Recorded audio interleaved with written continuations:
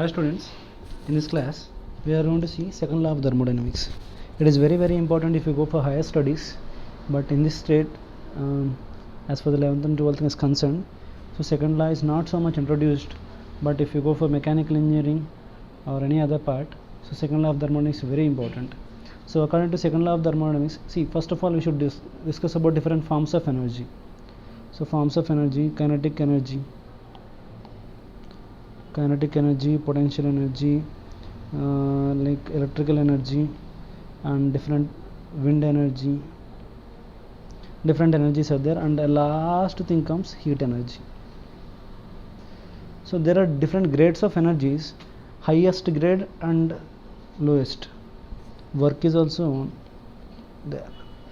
So heat is considered to be lowest form of energy. Lowest form of energy. What is the meaning of lowest form of energy? Means, suppose if you take in any case the heat is produced. From work we can produce heat. From kinetic energy we can produce heat. From potential energy we can produce heat. How? So just take a table and try to pull the table along the along the surface. What happens? There is a friction with the ground and the contact point of the table. So because of this contact, what happens now? So there will be production of heat. So do we want heat? No, but still it is produced. Even in machinery, everywhere, so the heat is inevitable. So to reduce the heat, what they do? They use lubricants, different kinds of materials they use, liquids they use, fluids actually, to reduce the heat in the machinery system. So similarly, in this class, now we are going to discuss about second law of thermodynamics. Now the question rises, can I use the heat and can I produce energy? Similarly, in every work there is a formation of heat, right? So from heat can I do work? So it's a good question. So from that question they raised the second law of thermodynamics. So lowest form to, can I convert into highest form? Suppose a waste product is there, can I use it in a best purpose? That is what is the idea of second law of thermodynamics. So according to second law of thermodynamics, he is saying, Kelvin Planck is saying some statements. It is impossible to construct an engine operating in a cycle. Cycle means it's not a bicycle, cyclic process. So from starting and ending at one point. Okay.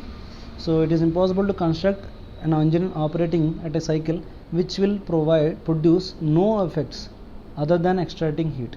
So when we extract heat, apart from that, unnecessary things so many will come. Because of production of heat, we cannot convert 100% of heat because of losing of somehow or other the energies get lost. Now apart from some entire heat, is saying that entire heat we cannot convert into work. So extracting heat from a reservoir and performing an equivalent work. So he is saying equivalent work means whatever amount of heat I consider I took from some body, I want to convert. Okay, some student asked me to write properly. Say from entire heat, he is saying it is impossible to convert into work. It is impossible. So that's what is saying. Performing reservoir means it's like water reservoir. It stores water. Heat reservoir means heat. It stores the heat. So from heat we cannot convert into 100% into work. Clashes statement. It is impossible to make a heat to flow from a body from higher temperature, from the body at lower temperature to a body at a higher temperature without doing external work. You should add, I forgot to add this, without doing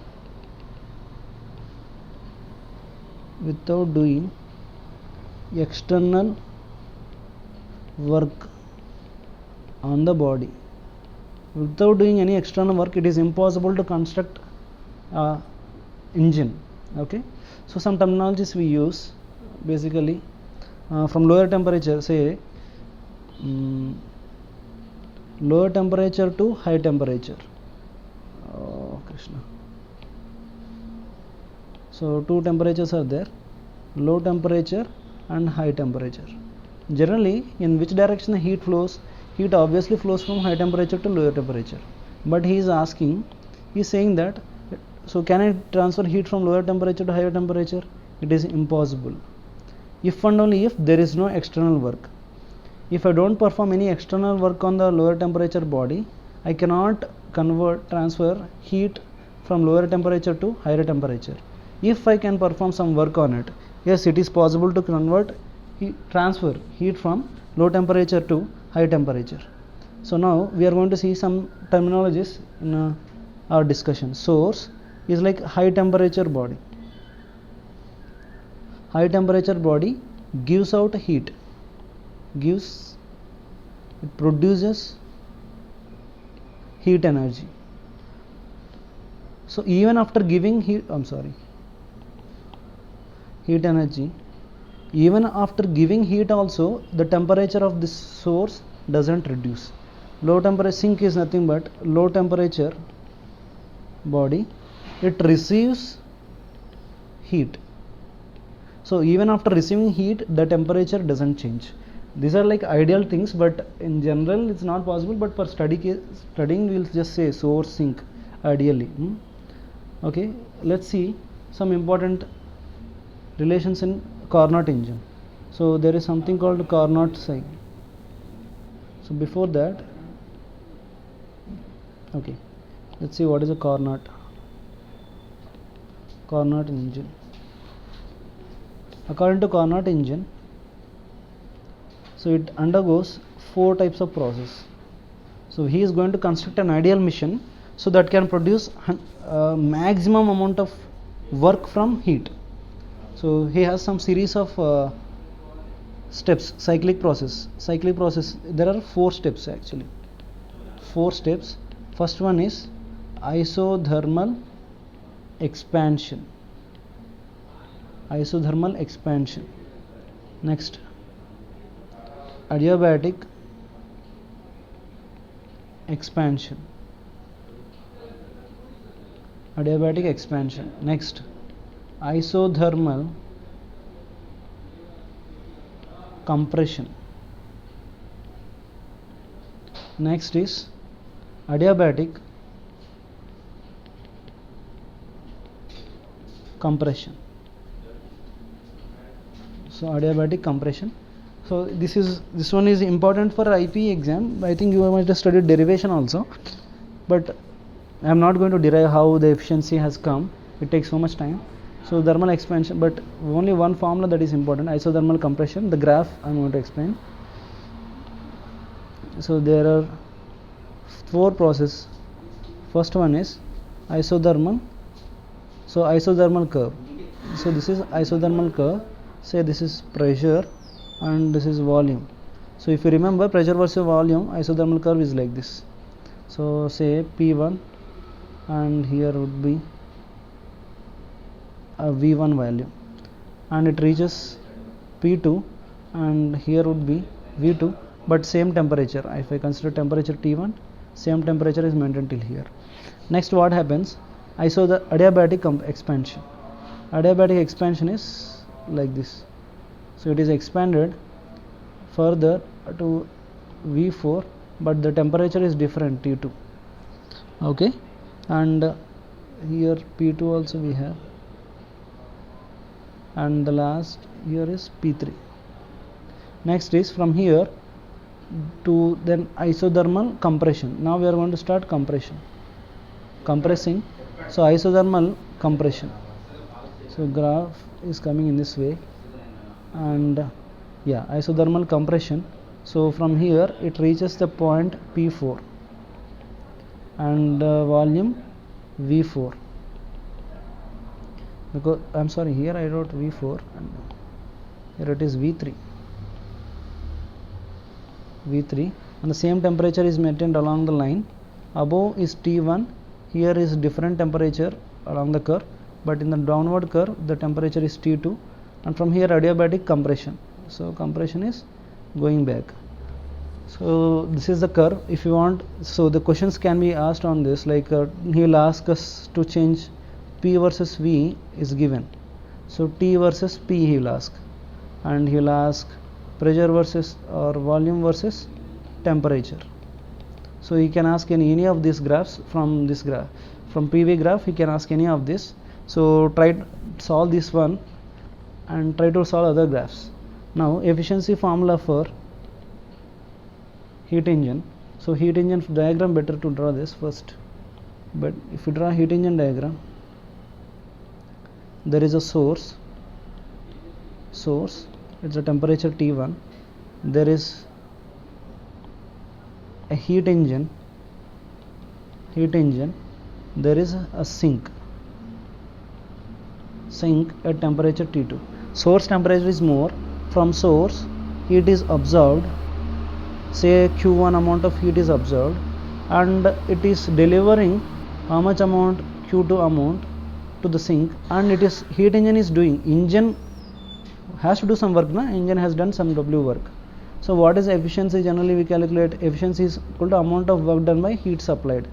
What is the heat supplied? W by heat supplied is nothing but how much supplied to heat engine, Q1. So W can be written as, so Q1 is also equal to initial given energy is equal to work done by heat heat transfer to the other. Q1 is equal to Q2 plus W. So W I can write it as Q1 minus Q2. So it will be equal to Q1 minus Q2 by Q1. It is equal to 1 minus Q2 by Q1. So this is the efficiency of heat engine. In Carnot's engine, if you derive the lengthy expressions, so heat engine efficiency is equal to 1 minus T2 by T1, where T2 is the temperature of sink and T1 is the temperature of source. So T2 is a lower temperature body and T1 is high temperature body. Similarly, we have one more thing. So this is called efficiency in a heat engine. We are going to see about refrigerator.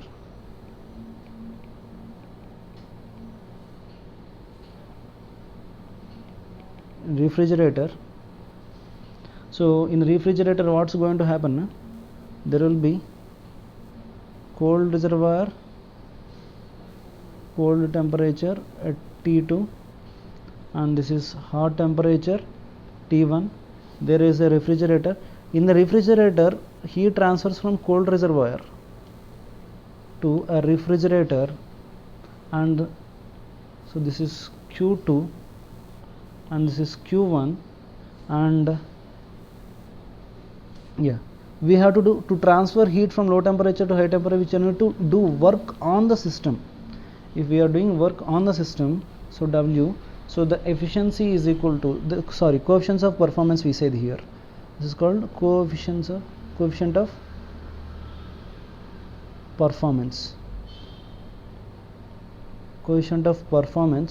So B is equal to work done Q2 by how much work done, W. So Q2 by W is a coefficient of performance. So Q2 is W is equal to, so we can write these expressions. So Q2 by, so W can be written as, so if inflow must be equal to outflow, Q1 minus Q2. How, sir? W plus Q2 is equal to Q1. So if we write this, Q1 minus Q2, so this is the coefficients of performance. In terms of temperature, beta is equal to high temperature T2 by the temperature is T1 minus T2 by T1 minus T2. T2 is a low temperature by change in temperature, difference in temperature, T1 minus T2, hot temperature minus low temperature. So these are all about refrigerator. Just need to memorize these equations. It is a refrigerator and heat engine. So coefficient of performance is T2 by T1 minus T2. Thank you very much. In the next video, we are going to see about second law. In the second law, there is something called entropy. We are going to discuss that. Thank you.